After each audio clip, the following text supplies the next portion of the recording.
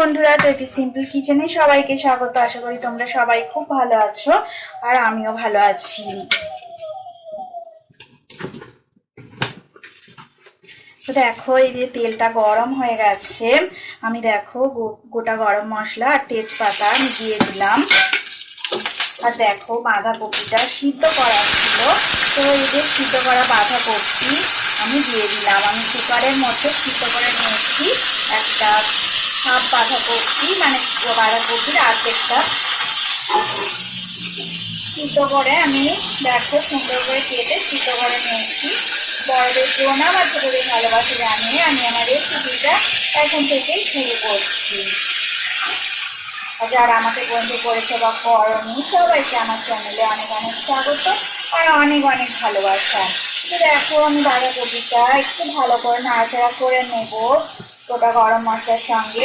তো আজকে দেখো আমি জিরে ফোড়ন দিয়ে রান্না করছি না, তো আমি দেখো রান্নাটা গোটা গরম মশলা ফোড়ন দিয়ে করছি। তো স্কিপ করো না, আশা করি তোমাদের সবার খুব ভালো লাগবে। দেখো, একদম অন্যরকম একটা রেসিপি এটা।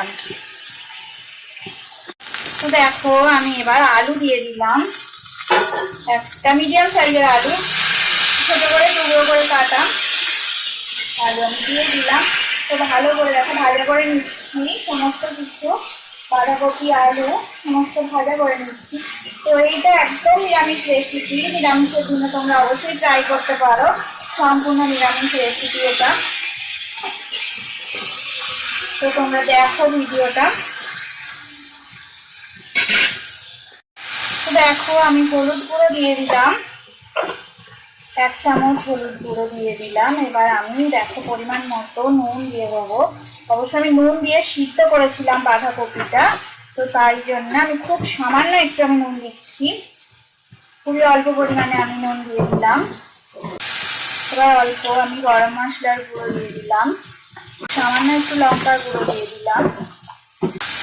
এবার দেখো আমি অল্প করে একটু চিনি দিয়ে দেবো। তো ভালো করে দেখো আমি নাড়াচাড়া করে নিচ্ছি, একদম কষিয়ে নেব। আর একটু আদা বাটা আমি এবার দেবো, আদা বাটা দেখো আমি 1 চামচ আদা বাটা দিয়ে দিলাম।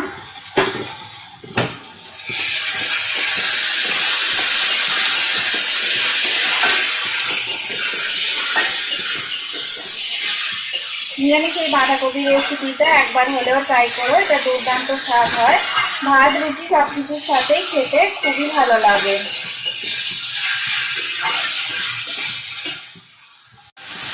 দেখো আমি একটা কাঁচা লঙ্কা দিয়ে দিলাম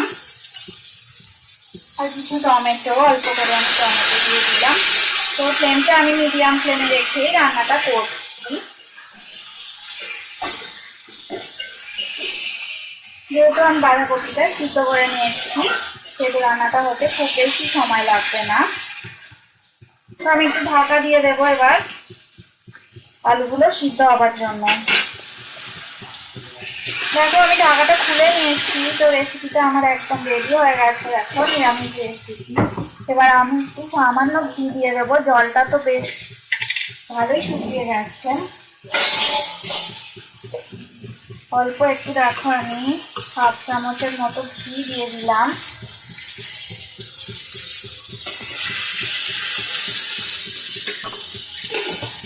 নিরামিষ রান্নাতে ঘি দিলে ভালো লাগে, তো আমি আর একটুখানি সামান্য দেখো গরম মশলার গুঁড়ো দিয়ে দিলাম, অল্প করে দিলাম কারণ এর আগেও আমি দিয়েছি। তো একদম রেসিপিটা আমার একদম রেডি হয়ে গেছে। আমি দেখো গ্যাসের ফ্লেমটা আবার অফ করে দেবো।